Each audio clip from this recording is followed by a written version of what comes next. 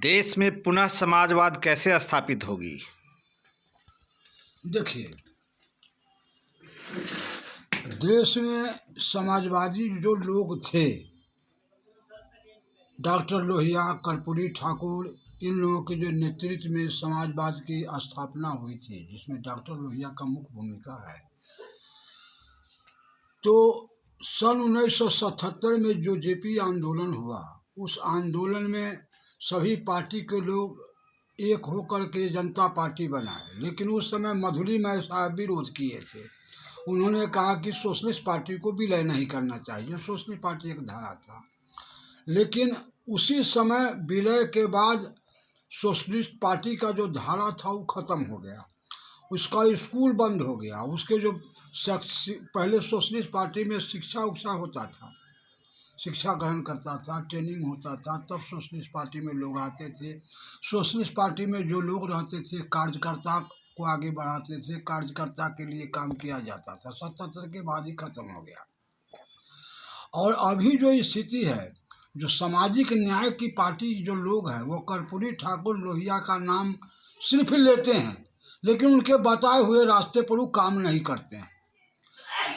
अभी स्थापना कैसे होगा? आपने कहा कि इसका स्थापना कैसे होगा? तो जाति जनगणना के जो एक महानायक राजनारायण जी हैं, जिनके विचार को सुने हैं, तो उसमें लोहिया का भी झलक उनको नज़र से देख रहे हैं। उनके अंदर त्याग की भावना उनके पास है। परिवार भी उनके पास आगे नहीं बढ़ा है। और शरद यादव जो समाजवाद के एक स्तंभ थे, वो भी अब नहीं रहे। मुलायम सिंह यादव नहीं रहे। समाजवाद को धरती पर उतारने वाला कोई दूसरा व्यक्ति अब नहीं है।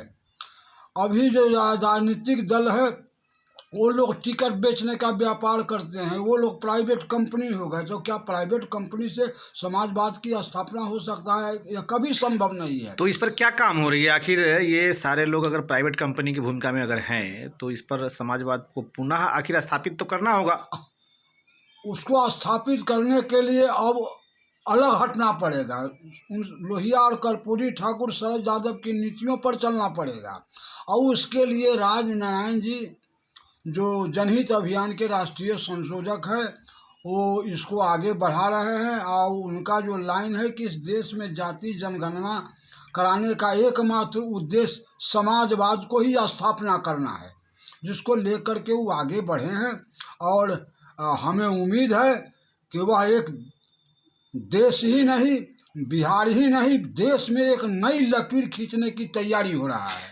आइए अब हम दूसरे हरिश्चंद्र प्रसाद यादव लोहिया के लोग अपना नाम लिखते हैं, बताते हैं अपने विषय में। समाजवाद की पुनः स्थापना में के संदर्भ में आपका क्या कहना है?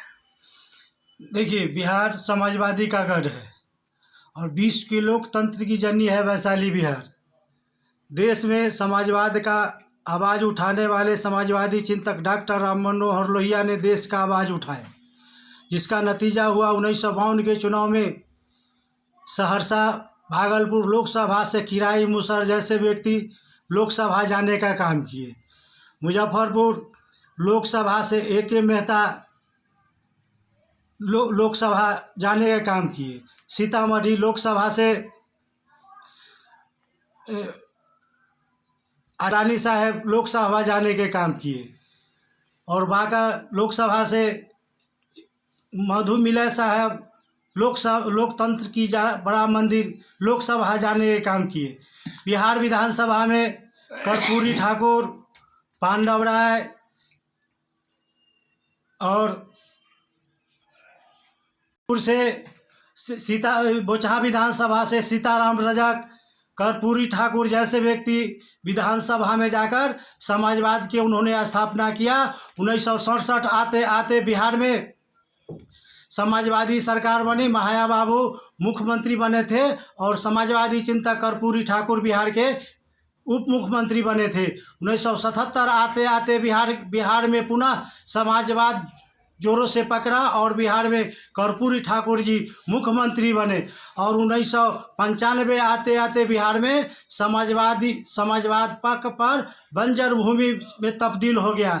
95 के बाद जितना सत्ताधारी पार्टी है, लोहिया कर्पूरी ठाकुर के नाम बेचकर और सत्ता में लोकसभा से लेकर विधानसभा तक के पूंजीपति जैसे लोग, उद्योगपति जैसे लोग टिकट खरीदकर और लोकतंत्र की बड़ा मंदिर लोकसभा और विधानसभा में जाने के बाद बिहार में समाजवाद का फतह हो गया, बंजर भूमि हो गया। जन हित अभियान के राष्ट्रीय संयोजक राजनारायण जी ने 29 जुलाई 2021 से वैशाली मांग रहा है आज़ादी की धरती पर गांव गमई में जन संवाद करके और समाजवाद की स्थापना करने का प्रयास कर रहे हैं। फिर से बिहार की लोकतंत्र की जननी वैशाली बिहार में समाजवाद की स्थापना होगी। हरिश्चंद्र प्रसाद यादव, लोहिया के लोग। समाजवाद का एक दौर था जिस समय किराई मुसहर जी भी सांसद बने थे, और आज समाजवाद जो गिरता स्वरूप है उस पर आप क्या कहना चाहते हैं? जैसा कि आप देख भी रहे हैं, अभी हमारे भाई साहब भी कह रहे थे, आप जानते हैं कि बिहार समाजवादियों का गढ़ रहा है हमेशा से। देश दुनिया के जितने भी समाजवादी लोग थे बिहार में आकर के और बिहार से समाजवादियों का शंखनाद करने का काम किए। समाजवाद का मतलब पहले समझिए भाई साहब कि समाजवाद का मतलब क्या होता है। समाजवाद का मतलब है त्याग, बलिदान, कुर्बानी, देश के लिए, समाज के लिए, पिछड़े गुरबे, दलित, पिछड़े शोषित, इस सब को समान के मुख्य धारा में लाने का इसको समाजवाद कहते हैं।